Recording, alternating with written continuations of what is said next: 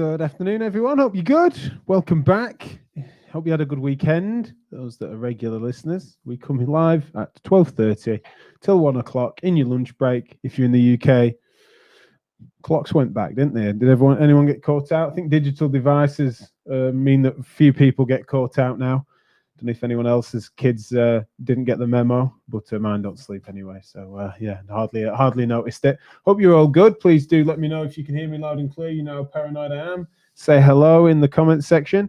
And today, usually I pick like 2 or 3 topics so we can do 10, 15 minutes or so. But I've been bold enough to pick one topic, partly because over the weekend I've been a bit grumpy in some ways. Because I've been frustrated over people who should know better, but generally everyone being convinced of anything. What I mean is people presenting opinions as facts, people not being inquisitive enough, people not asking questions and just assuming, people misrepresenting and strawmanning people's opinions in order to then get the better of them and win, not using questions or inquiry or genuine inquisitive natures to try and get close to the truth, or at least to understand what someone that you feel you disagree with is getting at or meaning. And I'm going to unpack some examples, don't you worry. But yeah, that has been the heart of this show is questions, asking questions of you, asking questions of guests, asking questions of myself.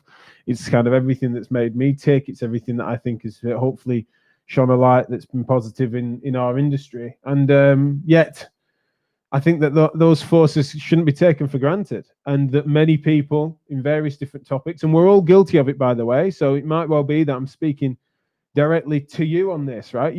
What are you convinced about? What do you see as being a fact of the matter that other people maybe don't understand, or what is it that's unquestionable in your life, right? What cards aren't allowed to be on the table for discussion? What needs to be knocked off? What sort of something that you know so much about, or that you're so convinced about that any challenge to it or any question or any counter to it is not fair, not okay, not up for discussion, and therefore will be outright dismissed? Because that's what I keep seeing. And that's what I'm getting at when it comes to this war on conviction. Now, you're going to get me talking about this a little bit, not just on this show, but I mean, this week I'm going to be particularly out there with it. Certainly across social media, I'm going to be using examples, but also just trying to help people understand what I'm getting at about why you shouldn't be convinced. Now, I don't think, and this is one thing we're going to definitely discuss in more detail, is I don't think that you're going to, I'm advocating for sort of dithering insecurity, or that we all need to be so vulnerable and so lost at sea for opinion that we can't then act. And I think that that's not helpful. But I definitely feel frustrated about the irritating level of conviction, and that there's two sides to what I think is really at fault, not just in our industry, but in the world right now, which is that you've got people that are just deeply convinced in such a way that then is dismissive of counter narratives, and therefore they can't even sharpen their own ideas. Even if they happen to be right, they're right by accident. They're just essentially a best guess or a vaguely educated guess, but they think that they've got all the facts in line. Then you've got the other side of things, whereby, of course, you've got sort of a real utter vulnerable dithering insecurity that just means that you can't really make decisions, and it's something that, especially on a patient care level, you're being so vague you can't instill confidence in others. You're challenging your own expertise and getting an imposter syndrome that just gives you such a vulnerability.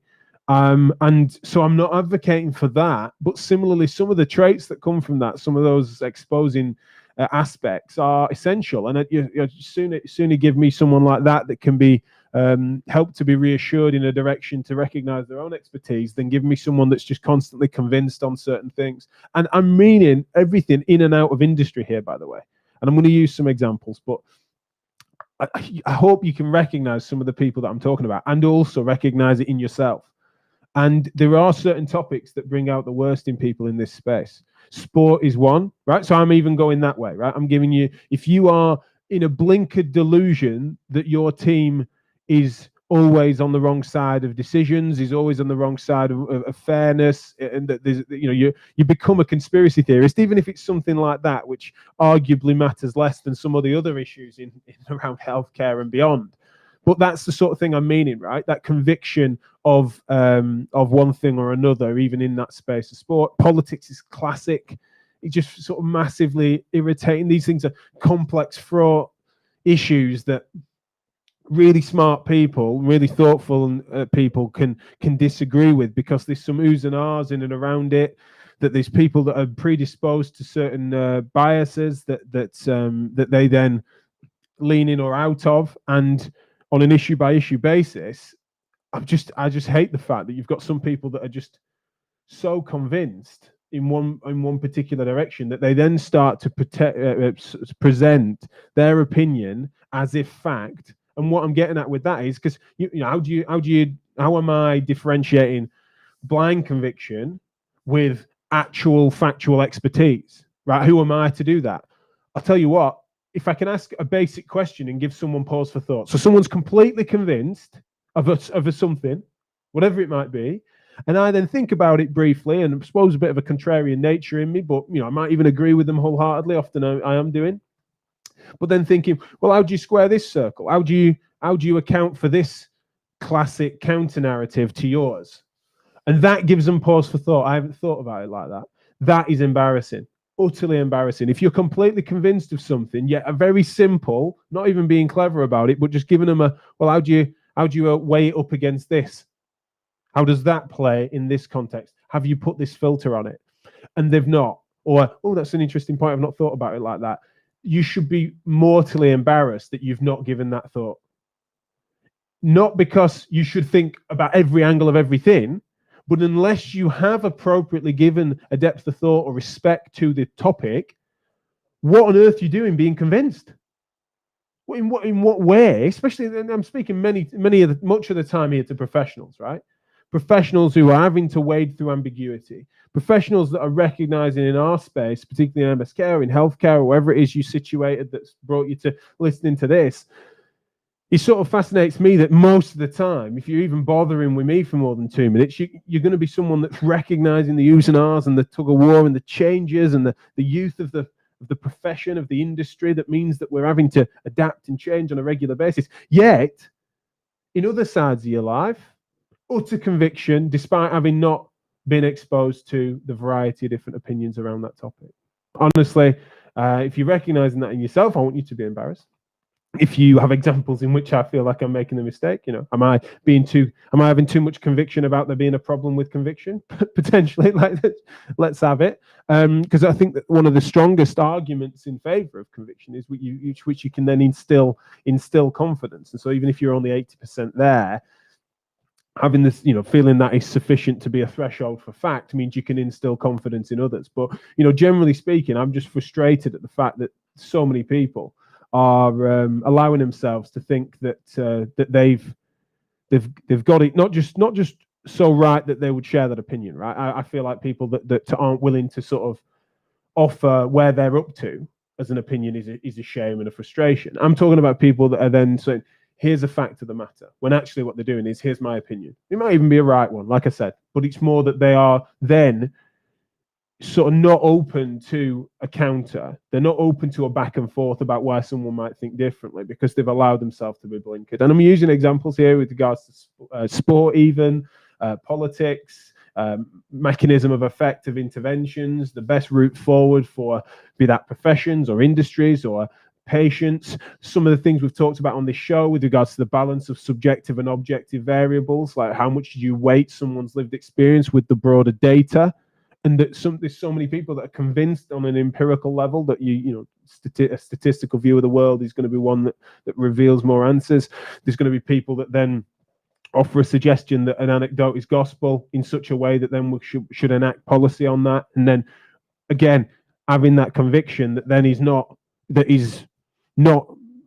someone that's not equipped with at least a basic account of what they do to square a circle that doesn't suit that bias. Just irritating. It's just not thorough. It's not intellectually curious. It doesn't respect questions. It doesn't respect people. It's tribal. it's just going to break us apart. And so if I can even shake a few people into thinking that they need to be less convinced, then I hope this can be an example of how I can just sort of say to them that I'm not having it. That's why I say it's a bit of a war on conviction this week. I'm certainly not going to go at individual people over even individual topics, but I'm just going to try and highlight certain things where it's just been like, there's no way you have thought hard enough about those 5 things to have such a convinced opinion that then is impenetrable, that you're not willing to even hear out arguments on the peripheries of that, or even slightly adjacent to each of those 5 opinions, that you're just convinced and blinkered. Honestly, I can't help but think that that's an insecurity. It's sort of defensive, and if that is you, if you're someone that feels like actually I'm just exposing and talking about a front, then fair enough. I can totally understand the psychology of that, and I understand that none of us need to have this utter loss of faith in any conviction in such a way that you're left completely vulnerable and not able to interact properly in the world. Totally respect that. But fundamentally, if you're someone that I'm convinced because I've given really hard thought to all of those really complex topics that you're talking about, and I'm utterly convinced of facts of the matter in all 5 of those, then I'm really excited for that intellect. Why on earth you're not going for high office, why you aren't someone that is highly influential in society, to be that smart, to have had all of the understanding of all the different narratives and complex arguments and the history of philosophy that's underneath each of those things. And yet, despite various different topics there, you're an expert, sufficient expert in all of them to be convinced. What on earth are you doing? I mean, arguably, why on earth are you listening to me, certainly, but why are you not pursuing king of the world status, right? I want to know why you're not leveraging that intellect for good. And I would argue, of course, that that's because it doesn't exist, because it's a front, or because you're not actually credibly, you're not convinced in a credible fashion. You're not convinced because you have actually got your shit together quite to that extent. So I've had let's have a look. I've got a couple of comments here, which is lovely. Thank you for your comments. Kath has said, the only thing I'm convinced of is that we all need to be open-minded. Absolutely. Yes, at the very least. What a basic low bar to entry. But Kath is, of course, absolutely right. Like, why on earth would you not be open to other interpretations on your opinions, etc.? It just absolutely fascinates me. Evie's posted a comment here. It won't all show on screen, so let me read it out for you. I think this will be a quote from, she said, Paul. I know she interviewed Paul Ingraham, or however you say it. So apologies for if I'm misunderstanding this, but I think it's a quote from him. I would rather be in the care of a healthcare professional who's having an active nervous breakdown crisis of confidence rather than a professional who's blinkered, true believer within their methods and can't perceive it when they don't work. Oh, magic. I imagine that is something that's certainly something Paul Ingraham would say. Certainly something Evie Martin would say as well.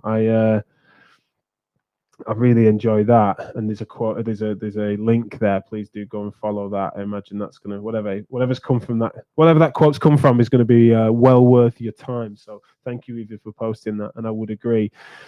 However, this is what I wanted to make sure I talked about with you, is that I'm not advocating. This is what's funny. I'm not advocating for such another far end or far side away on the spectrum from conviction would be sort of dithering nervousness.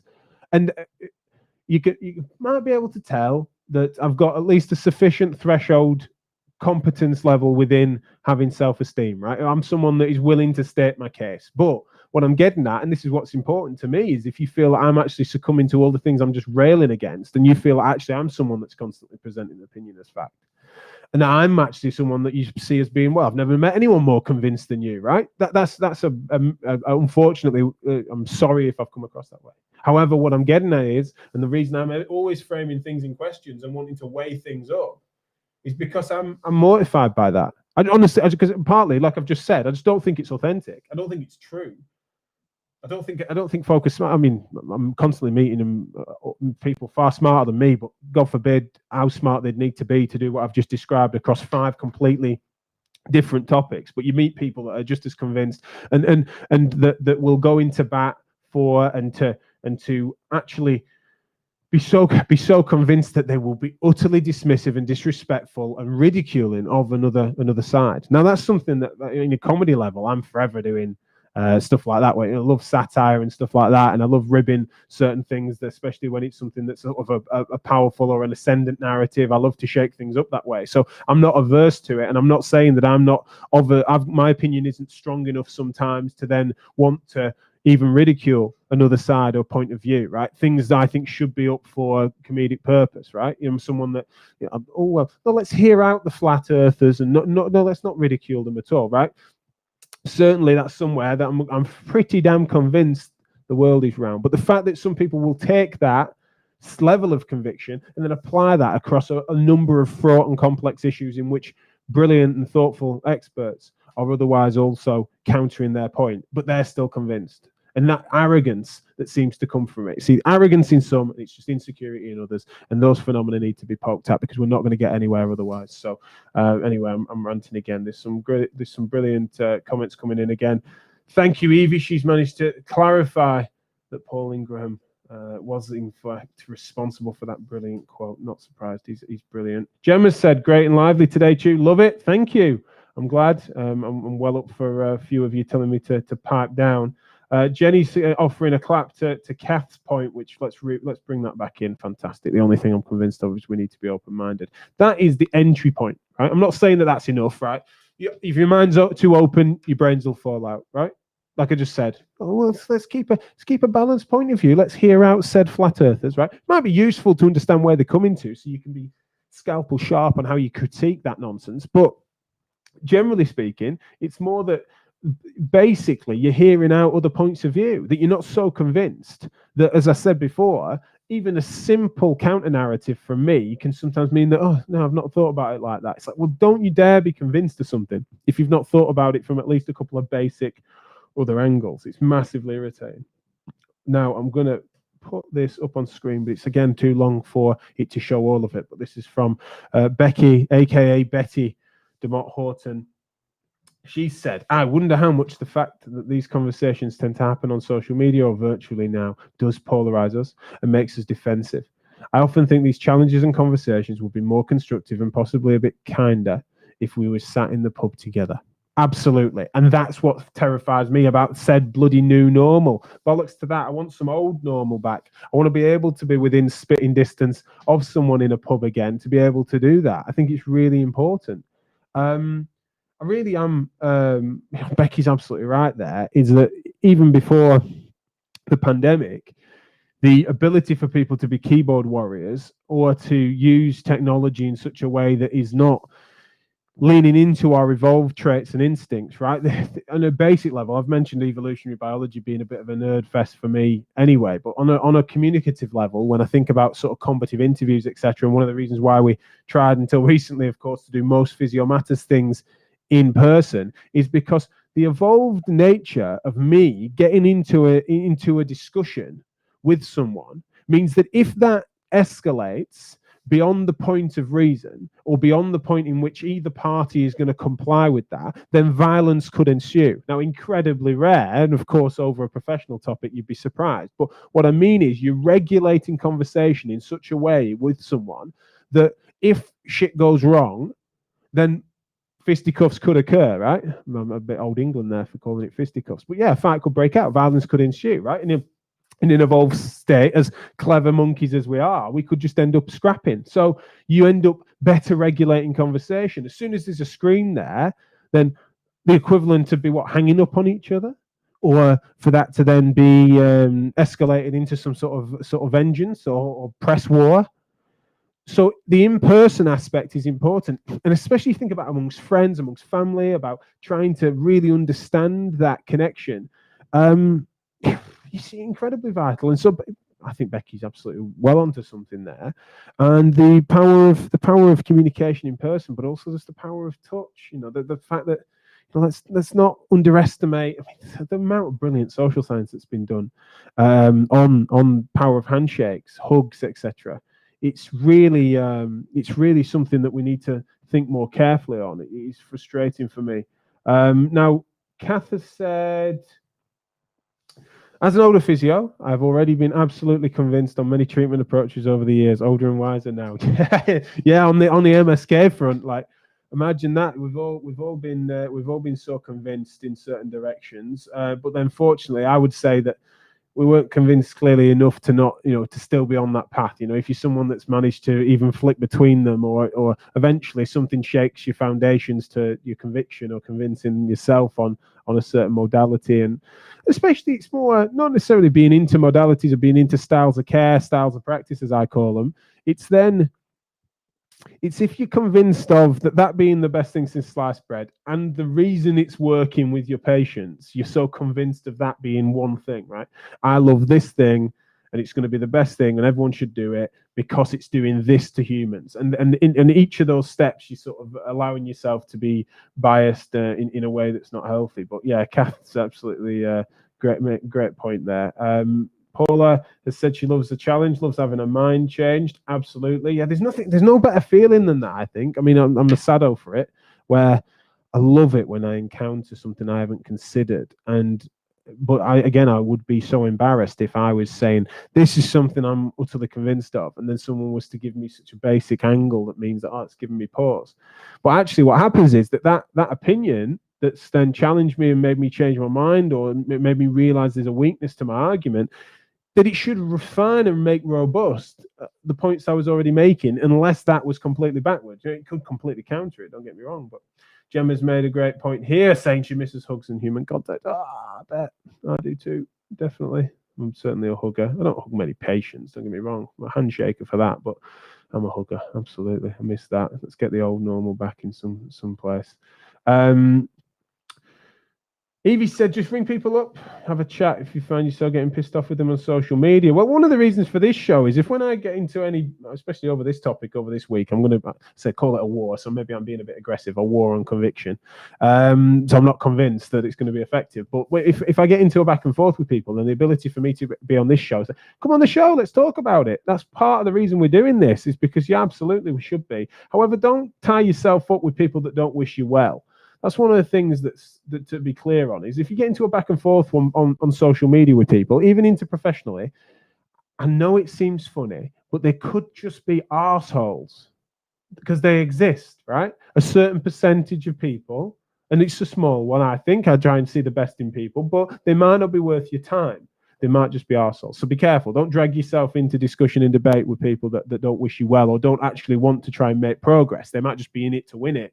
And you want to be trying to work out how little of their time they can take, how much of your time they can take up. So just be careful and be judicious, and respect your own time and your own mental health as well with engaging with people like that. Now, my mate Mike James has said this long comment that I'm going to read out because it won't all show, but I haven't read it, so I'm being brave. And he said playing devil's advocate, which of course meant that I was going to address it because I love a devil's advocacy. Right. Are there more people convinced of their own opinion, or is it a perception magnified out of proportion due to the abundance of people reluctant to be convicted to anything these days? Way too many passive, non-committal people in all walks of life.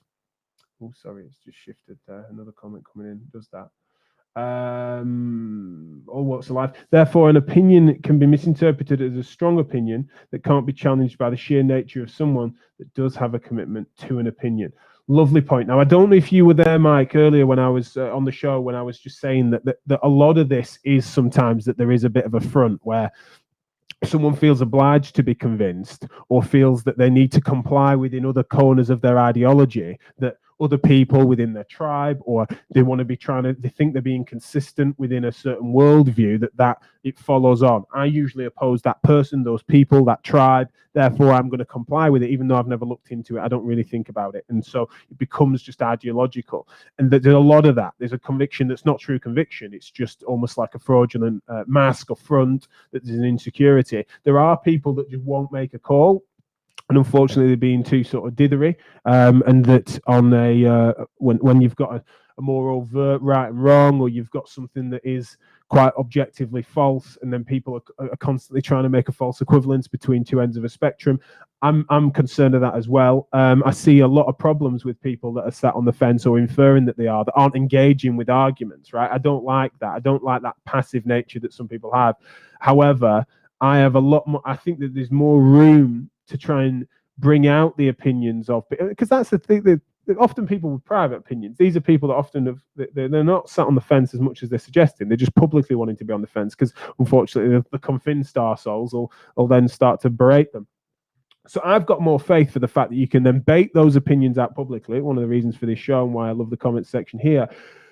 But I think that while sometimes it's a front, sometimes it's an insecurity, but then other times, I think there are people that genuinely have a deep, they're convinced that they love the smell of their own farts, and they're just convinced of their own intellect, or they perceive themselves to be smart enough to be across it, and they're just not either hearing or not respecting other people as smart, far smarter than them, that have a different opinion. What is it about that? What are the overlaps? What is it about your argument you think is stronger than that other opposing decent argument, right?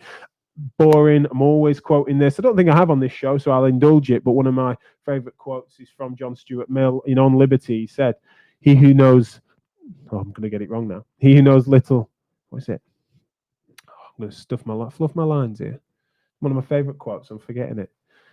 "He who knows not of the other side of his argument knows little of that." So those that people that haven't necessarily had their argument exposed to a quality and strong counter argument know little of their own point. So I've managed to completely butcher that. I'm going to regret even mentioning it. But yeah, John Stuart Mill on Liberty, saying that essentially you've got to try and make sure that your ideas are exposed to better counter narratives. Otherwise, you'll never know enough about your own opinions, and therefore, what on earth right have you got to be convinced of something when you've not had it exposed to the best arguments against it? It drives me crazy. So it's a great point, Mike. And as I say, I think earlier in the show, if you weren't on, then I did visit that a little bit. But I think there's some of that. But there's also some that fundamentally there are just people that are convinced. And it's a concern. It's that presenting opinion as fact, really. It bothers me. And it's a smugness to it as well. You know, I'm conscious of coming across that way sometimes, especially when you've been someone's floating something quite embryonic and you've given a lot of thought to that. You know, I get that a bit with MSKR stuff. Is that we spent so much time last year looking into the minutiae on sort of policy stuff. So I'm really concerned about the fact that sometimes someone then brings something up just quite generally, embryonically and emergent, and then I feel like I don't want to come across as a smug smartass. But it's like, that's a really good point. And I had that thought 18 months ago, and then thought about it as hard as I could for 12 months and came to this conclusion. So I am more convinced on that point than I was 18 months ago because I've done some learning. But so I'm concerned about how that can come across sometimes. But the amount of people that are coming at it with a deep level of conviction when fundamentally they've not considered even a basic counter to it, it's absolutely mental. Really frustrates me. Right, we've got some brilliant comments coming in again. I always say that, but I can tell not just from the characters that are on here, but also some of the back and forth that you're having. Evie is laughing at the fact that I said they might just be arseholes.